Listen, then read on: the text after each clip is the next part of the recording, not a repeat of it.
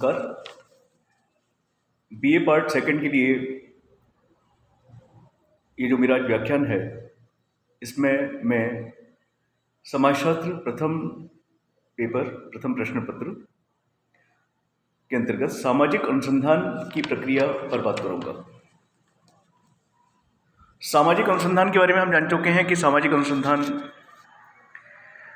तार्किक और क्रमबद्ध पद्धतियों के द्वारा किसी भी सामाजिक घटना के बारे में प्राप्त नवीन ज्ञान है।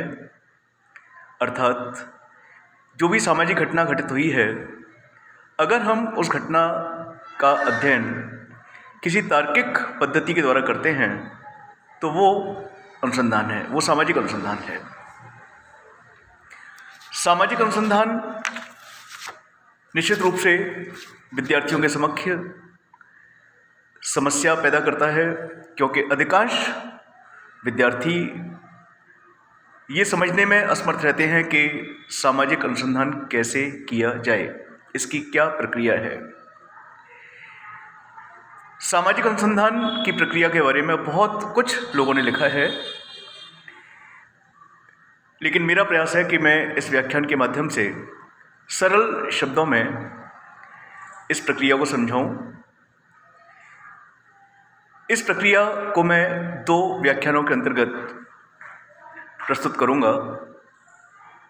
मेरा पहला व्याख्यान उन समाजशास्त्रियों पर केंद्रित है जिन्होंने सामाजिक अनुसंधान के चरण बताए हैं, या कहना चाहिए कि उन्होंने सामाजिक अनुसंधान हेतु एक निश्चित प्रक्रिया निर्धारित की है। सामाजिक अनुसंधान की प्रक्रिया से संबंधित सबसे पहले समाजशास्त्र के जनक अगस्त कॉम्ट के द्वारा सुझाए गए चरणों पर हम बात करेंगे। जैसा हम जानते हैं कि अगस्त कॉम्ट समाजशास्त्र के जनक हैं, फादर ऑफ सोशियोलॉजी हैं। अपने सामाजिक अनुसंधान के चरण पर भी अपने विचार प्रस्तुत किए हैं। अगस्त कॉम्ट ने सामाजिक अनुसंधान के 5 चरण बताए हैं। ये 5 चरण हैं: विषय का चुनाव, अर्थात वो विषय जिसका अध्ययन किया जाना है, जिसका अनुसंधान किया जाना है, क्योंकि जब तक विषय नहीं होगा तो हम अनुसंधान नहीं कर सकते। एक समाजशास्त्री के लिए सभी विषय महत्वपूर्ण हैं। ये निर्भर करता है समाजशास्त्री पर या अनुसंधानकर्ता पर कि वो अध्ययन के लिए किस विषय को चुनता है। तो अगस्त कॉम्ट का मानना है कि सामाजिक अनुसंधान का पहला चरण है विषय का चुनाव, अर्थात वो विषय जिस विषय का अध्ययन किया जाना है। दूसरा है अवलोकन द्वारा तथ्यों का संकलन। अगस्त कॉम्ट का मानना है कि सामाजिक अनुसंधान में अवलोकन का विशेष महत्व होता है। अवलोकन चाहे सहभागी अवलोकन हो, अर्ध सहभागी अवलोकन हो या असहभागी अवलोकन हो, परंतु इनमें से किसी भी अवलोकन को चुनकर के तथ्यों का संकलन किया जाता है। इसका सीधा सा तात्पर्य है कि विषय चुनने के बाद अनुसंधानकर्ता अध्ययन क्षेत्र में जाता है, वहाँ घटना का अवलोकन करता है, घटना के स्वरूप को देखता है, घटना के कारणों को समझने की कोशिश करता है, घटना के परिणामों को समझने की कोशिश करता है, और इस प्रकार फिर घटना से संबंधित जो अपेक्षित तथ्य हैं, डाटा हैं, उन तथ्यों को संकलित करता है। निश्चित रूप से तथ्यों का संकलन एक बहुत ही महत्वपूर्ण पहलू है सामाजिक अनुसंधान का। इसके बाद तथ्यों का अलग अलग श्रेणियों में वर्गीकरण किया जाता है।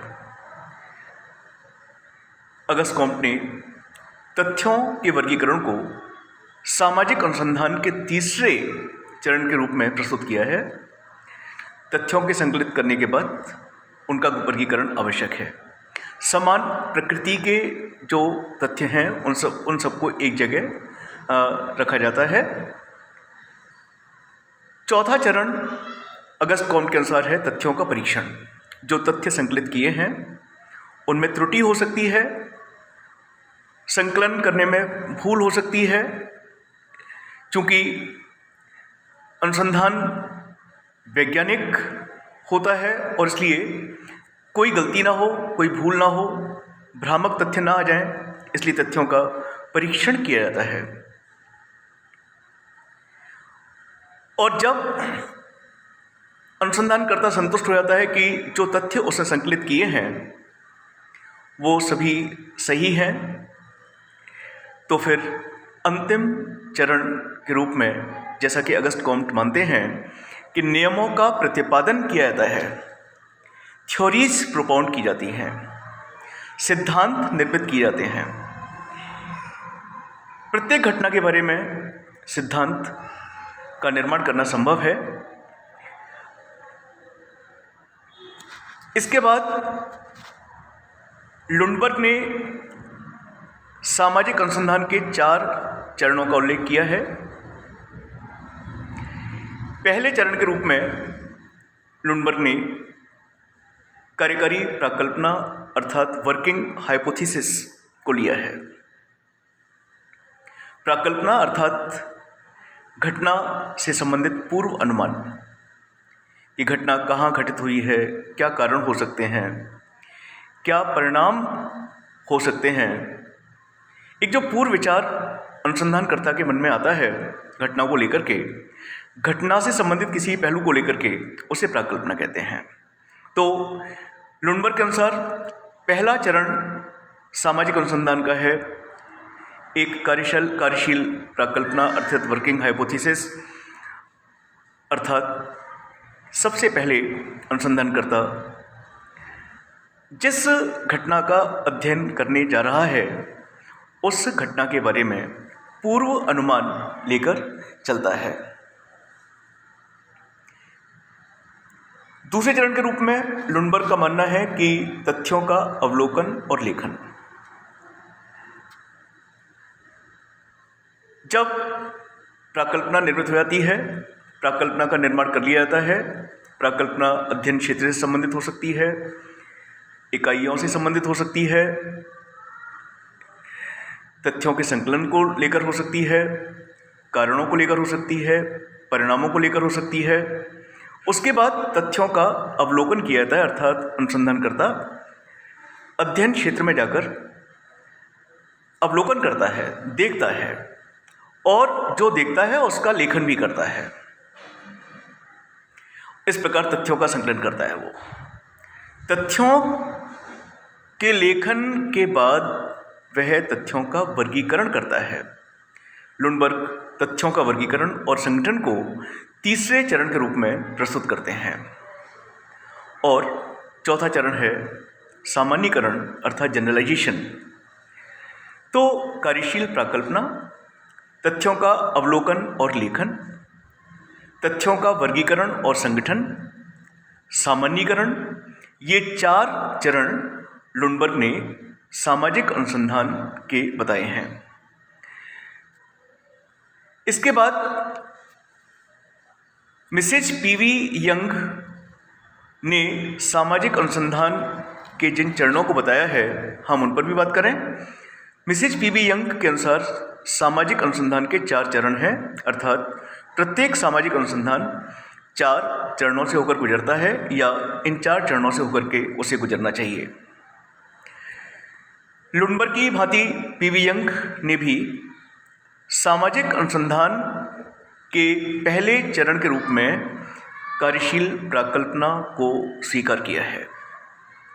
आप भी ये मानती हैं कि सबसे पहले जब एक अनुसंधानकर्ता अनुसंधान के क्षेत्र में प्रवेश करता है, जब किसी सामाजिक घटना का अध्ययन करता है, अनुसंधान करता है, तो उसके लिए आवश्यक है कि वो सबसे पहले उस घटना से संबंधित विभिन्न पहलुओं के बारे में पूर्व अनुमान लगाए, सोचे, पूर्व विचार करे कि वो घटना क्यों हुई है, क्यों हुई होगी, उस घटना के क्या परिणाम हैं, किन किन लोगों को ये उस घटना ने प्रभावित किया है।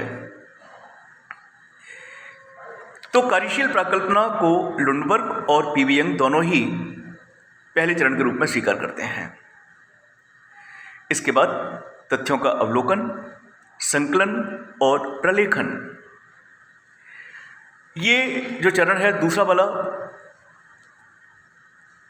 लुंडबर्ग और पीवी यंग दोनों के ही समान विचार हैं कि इसका सामाजिक अनुसंधान का दूसरा चरण है तथ्यों का अवलोकन, अर्थात अध्ययन क्षेत्र में जाकर अनुसंधानकर्ता स्वयं उसे देखना चाहिए, अवलोकन करना चाहिए, तथ्यों का संकलन करना चाहिए और तथ्यों का लेखन भी करना चाहिए।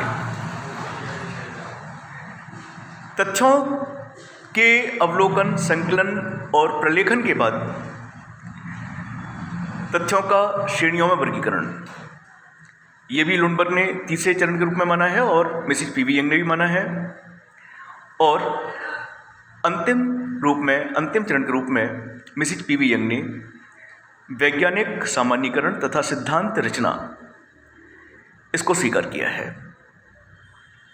तो संक्षेप में हम पुनः इस बात को कह सकते हैं कि अगस्त कॉम्ट ने सामाजिक अनुसंधान के लिए 5 चरण निर्धारित किए हैं, लुंडबर्ग ने 4 चरण निर्धारित किए हैं और पीवी यंग ने भी 4 चरण निर्धारित किए हैं।